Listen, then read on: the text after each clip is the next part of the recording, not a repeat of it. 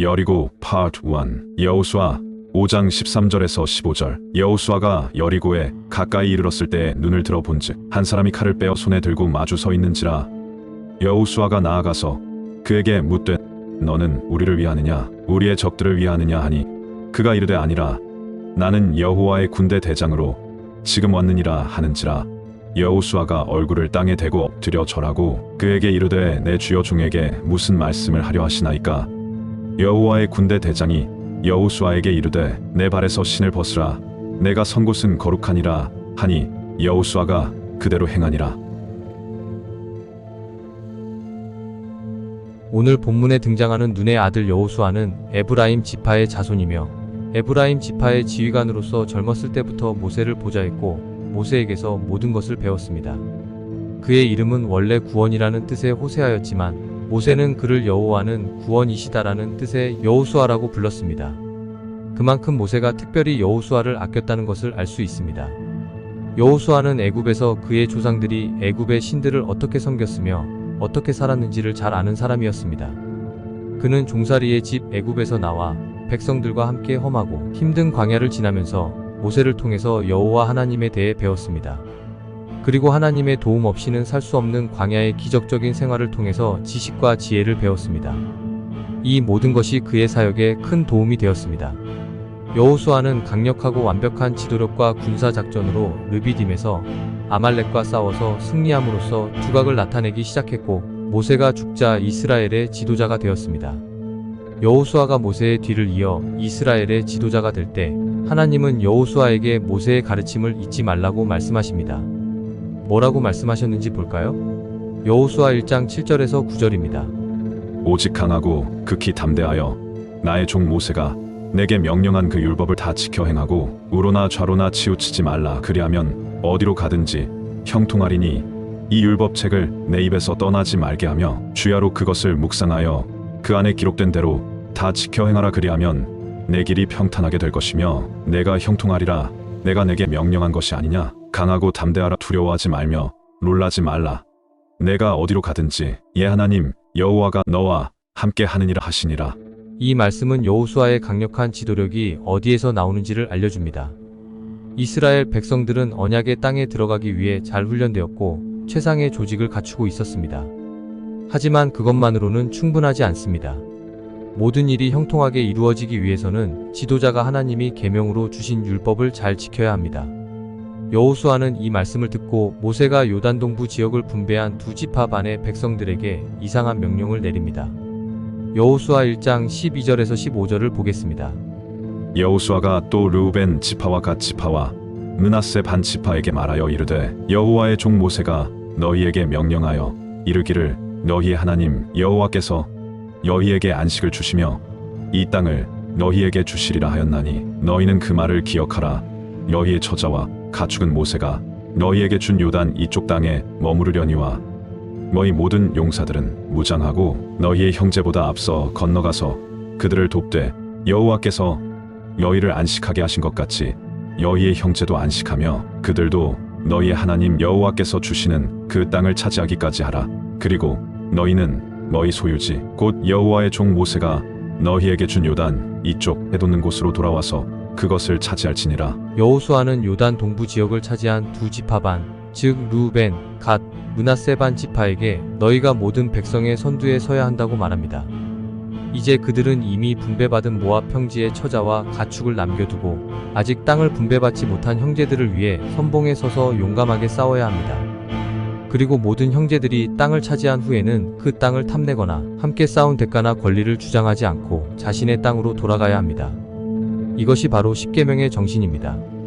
여호수아는 모세에게서 배운 십계명의 정신을 가나안 정복이라는 피비린내 나는 전쟁의 출사표로 삼았습니다. 그런데 이 명령을 받은 요단 동쪽 지파의 대답에는 순종과 자신감이 넘칩니다. 왜 그럴까요? 이어지는 1장 16절에서 18절을 보겠습니다. 그들이 여호수아에게 대답하여 이르되 당신이 우리에게 명령하신 것은 우리가 다 행할 것이요 당신이 우리를 보내시는 곳에는 우리가 가리이다. 우리는 범사의 모세에게 순종한 것 같이 당신에게 순종하려니와 오직 당신의 하나님 여호와께서 모세와 함께 계시던 것 같이 당신과 함께 계시기를 원하나이다.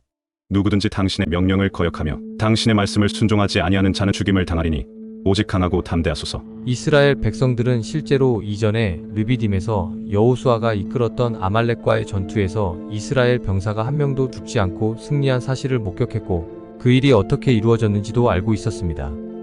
그들은 그 전투를 기적적으로 이기게 하신 분은 여호와 하나님이라는 것을 경험으로 확실히 알고 있었습니다. 그러므로 이제 그 사람들이 원하는 지도자의 조건은 오직 하나님이 함께 계시는가, 그리고 그가 하나님을 의지함으로 얼마나 강하고 담대한가 하는 것뿐입니다. 하지만 여호수아는 그저 강하고 담대하기만 한 사람이 아니었습니다. 하나님의 이름만 앞세우고 무조건 밀고 나가지 않았습니다. 하나님의 이름만 내걸면 모든 일이 성취된다고 생각하는 것은 하나님을 모르는 사람들의 잘못된 신앙입니다. 그것은 하나님을 마음대로 이용할 수 있다고 생각하는 것과 같습니다. 여호수아는 하나님이 모든 사람에게 공평하다는 것을 배웠기 때문에 요단강을 건너기 전에 우선 정탐꾼을 보내 여리고의 상황을 살핍니다. 사람이 할 수 있는 모든 준비를 철저히 한 것입니다. 이제 요단강을 건넌 여호수아와 이스라엘 백성들은 침착하게 준비를 합니다. 길갈에 진을 치고 침착하다 못해 뭔가 믿는 구석이 있다는 생각이 들 정도로 여유를 부립니다. 그런데 실제로 가나안 땅은 그렇게 여유롭게 들어갈 수 있는 곳이 아닙니다. 그 땅은 견고한 성과 거인들이 사는 땅입니다. 여호수아와 이스라엘 백성들은 이제 그 땅의 견고한 성들을 무너뜨리고 거인들과 싸워야 합니다. 하지만 여호수아와 이스라엘 백성들은 이처럼 생사를 건 중요한 싸움을 앞두고 우선 하나님 앞에 나와서 할례와 휴식을 취하고 유월절 의식부터 치릅니다. 이렇게 해서 모든 준비가 끝난 것처럼 보입니다.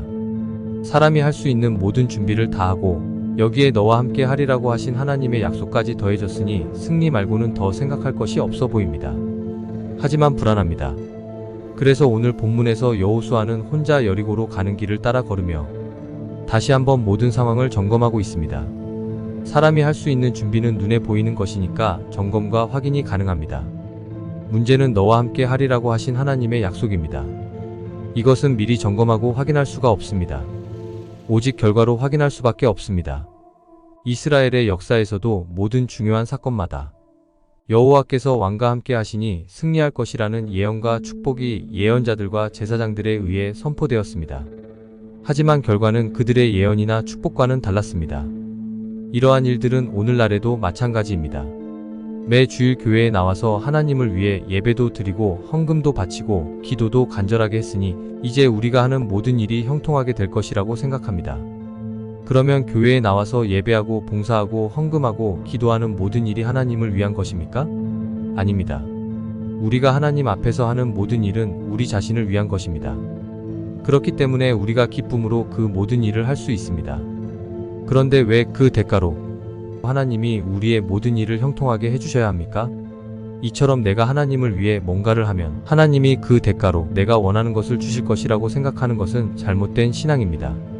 하나님은 우리가 무엇을 원하든지 마음대로 할 수 있게 도와주는 편파적이고 맹목적인 분이 아닙니다.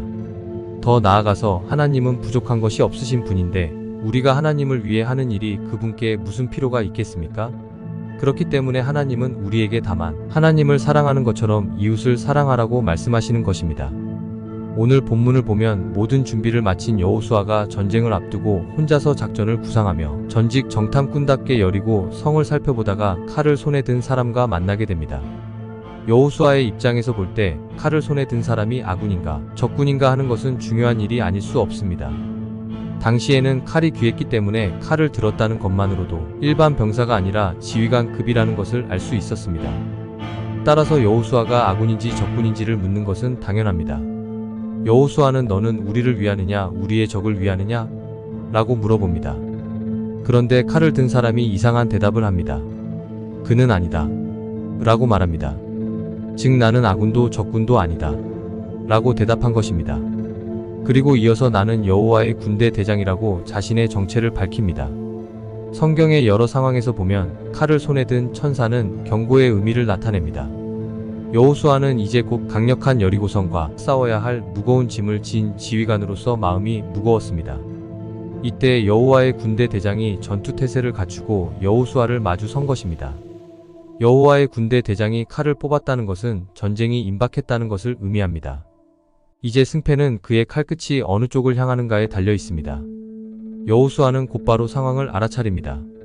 여기서 우리는 여호수아가 그저 강하고 담대하기만 한 사람이 아니라는 것을 알 수 있습니다. 그는 사람을 알아보고 상황을 알아차릴 수 있는 안목이 있었습니다. 그는 아니다 라는 대답의 의미를 금방 깨달았습니다. 여호수아는 아니다 라는 대답을 하나님께서 너와 함께 하리라고 하신 약속을 잘못 해석하면 안 된다는 경고의 말씀으로 이해한 것입니다. 그렇습니다. 우리는 언제나 하나님께서 함께 계신다고 생각하고 하나님이 그렇게 약속하셨다고 믿습니다. 실제로 하나님은 우리와 함께 계시겠다고 약속하셨지만 그것은 언제나 편파적으로 우리 편만 드시겠다는 것이 아닙니다. 그러므로 참 하나님을 알고 진실하게 믿는 사람이라면 하나님이 언제나 함께 계신다는 약속을 더욱 두려워해야 합니다. 그리고 언제나 하나님이 함께 계시는 것처럼 행동해야 합니다. 하나님은 자신의 뜻대로 역사를 주관하시는 자유로운 분입니다. 따라서 하나님은 우리 편으로 만들 수 있는 분도 아니며 항상 우리 뜻대로 움직여주는 일종의 우상도 아닙니다. 하나님은 우리가 하나님의 계명을 어기면 우리의 적이 되실 수도 있으며 적들의 편에 서기도 하는 분입니다. 이것이 너와 함께 하리라는 약속의 진정한 의미입니다. 하나님이 우리 곁에서 항상 지켜보신다고 생각해 보십시오. 힘들고 어려울 때는 든든할 것입니다. 하지만 악한 일을 할 때나 나쁜 계획을 세울 때는 얼마나 두렵겠습니까? 그런데 문제는 힘들고 어려울 때는 하나님이 함께 계신다고 믿었던 사람들이 강하고 평안할 때, 그리고 악한 일을 행할 때는 하나님이 함께 계신다는 사실을 잊어버린다는 것입니다. 그러므로 우리는 하나님이 항상 우리와 함께 계신다는 사실을 기억해야 합니다. 하나님은 그 옛날 여호수아와 함께 하셨던 것처럼 오늘날 우리와도 항상 함께 하십니다. 이처럼 하나님은 우리와 항상 함께 계시면서 우리가 약할 때 힘을 주시고 우리를 옳은 길로 인도하시고 우리가 강할 때 겸손하게 하시는 분입니다. 따라서 여호와의 군대 대장이 아니다 라고 대답한 것은 가나안 정복 전쟁이 이스라엘의 승리를 보장할 수 있는 전쟁이 아니라고 말하는 것입니다. 이제 전쟁의 승패는 이스라엘이 여호와의 군대로 싸울 것인가에 달려 있습니다. 이스라엘 백성이 더 이상 여호와의 군대가 아니라면 승리는 보장할 수 없습니다.